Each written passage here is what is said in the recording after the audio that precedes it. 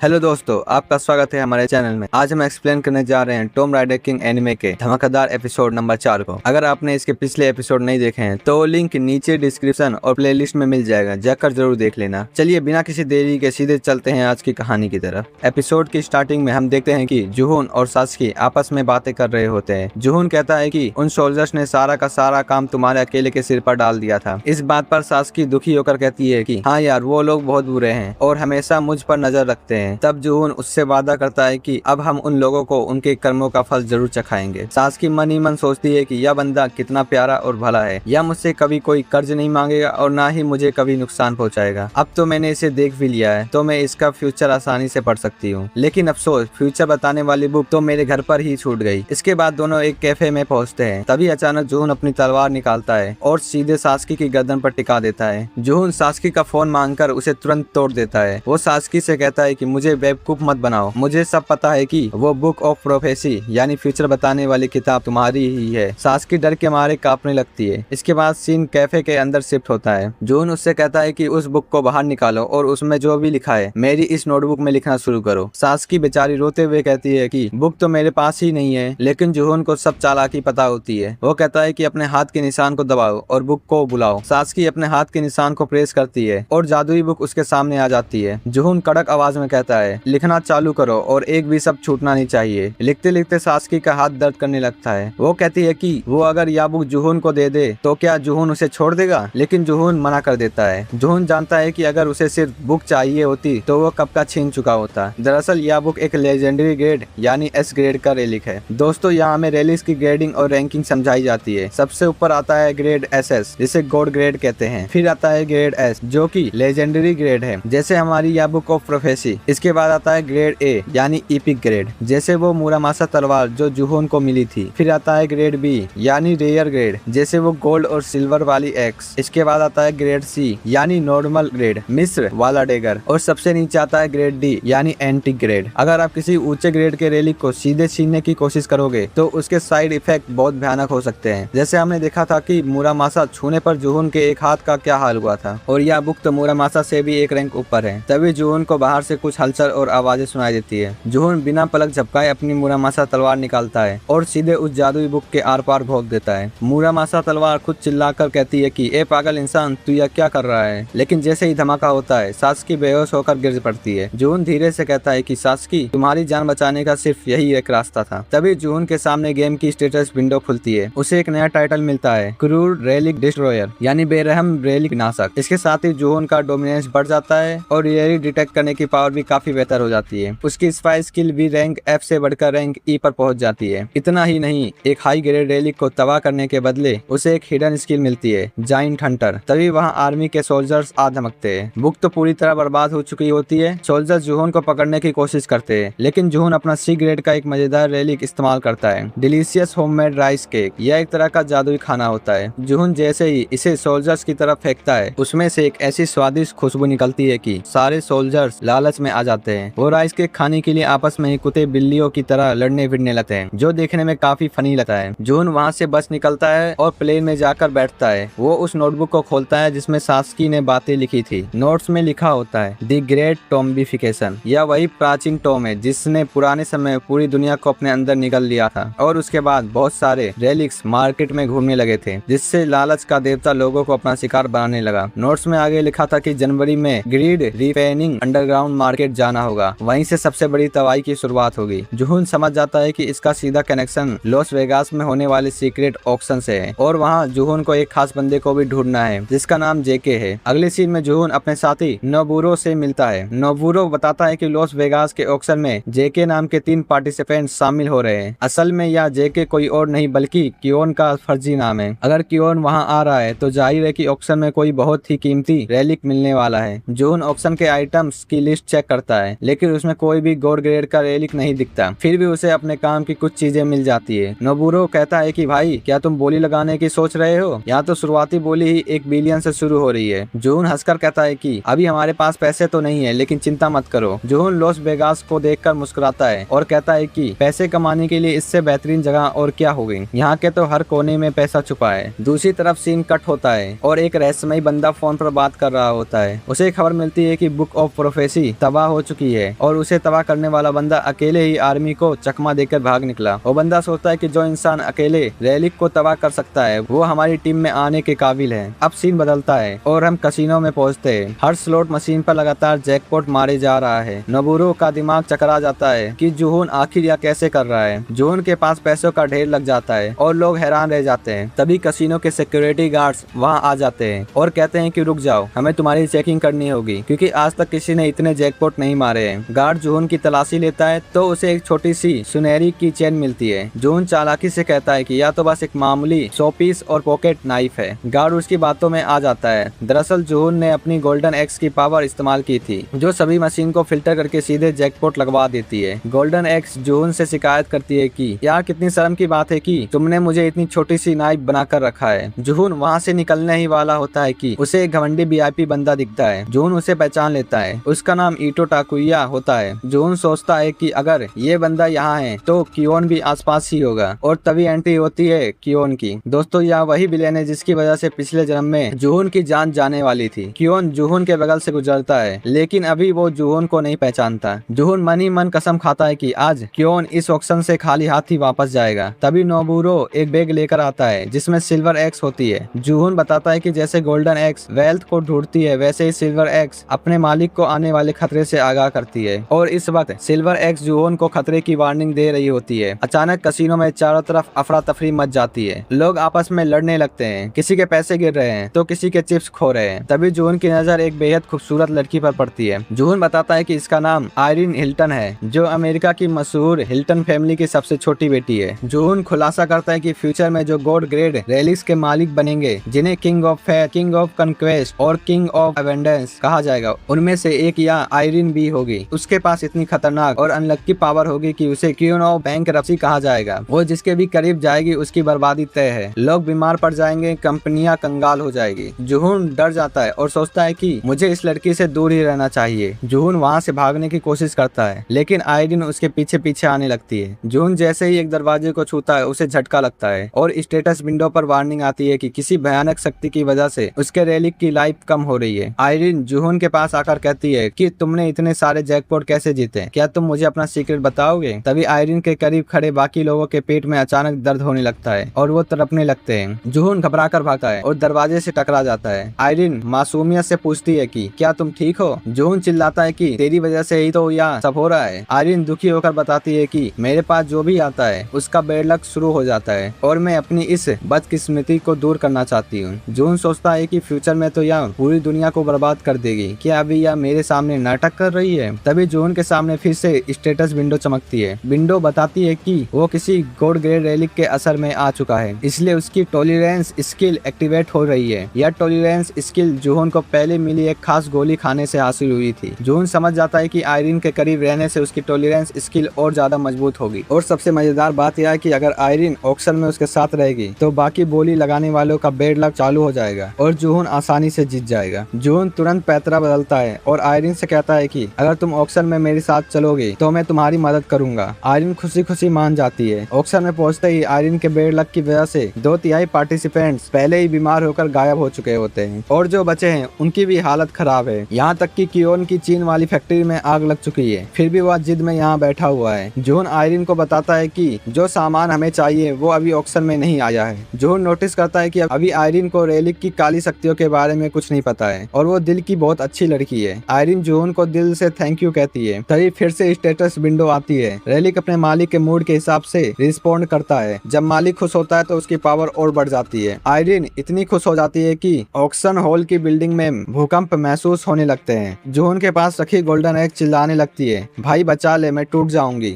जुहून समझ जाता है कि आयरिन जितनी खुश होगी उसका बैड लक उतना ही तबाही मचाएगा, इसलिए जुहून तुरंत आयरिन को थोड़ा सा दुखी और शांत करने की कोशिश करता है जिससे रेलिक का असर कम हो जाता है। ऑक्शन शुरू होता है और आयरिन के बैड लक के चक्कर में बोली लगाने वाले आपस में पागलों की तरह लड़ने लगते हैं, लेकिन कियोन का डोमिनेंस मजबूत है, उस पर ज्यादा फर्क नहीं पड़ता है। जुहून खुद पर शक ना हो इसलिए छोटी मोटी कुछ चीजें खरीद लेता है, लेकिन जुहून सोच रहा होता है कि सास्की की भविष्यवाणी के मुताबिक गॉड ग्रेड का रेलिक अभी तक सामने क्यों नहीं आया। तभी स्टेज पर होस्ट अनाउंसमेंट करता है कि अब हम एक सरप्राइज आइटम पेश करने जा रहे हैं जिसके बारे में आपने खबरों में जरूर सुना होगा। और पर्दा उठते ही सामने आता है सी हुआंग डी का पेड़, यानी या फिर इंटरनल लाइफ देने की ताकत रखता है। उस पेड़ को देखते ही जुहून और कियोन दोनों के चेहरों पर एक खतरनाक मुस्कान आ जाती है। और दोस्तों, इसी सस्पेंस के साथ यह एपिसोड यहीं पर खत्म हो जाता है। कैसा लगा आपको टॉम राइडर किंग का यह एपिसोड? कमेंट करके जरूर बताना। अगर आपको वीडियो पसंद आई हो तो वीडियो को एक लाइक जरूर करना और नेक्स्ट पार्ट देखने के लिए चैनल को सब्सक्राइब जरूर से करना। मैं मिलता हूँ आपसे एक नए वीडियो के साथ, तब तक के लिए take care and good bye.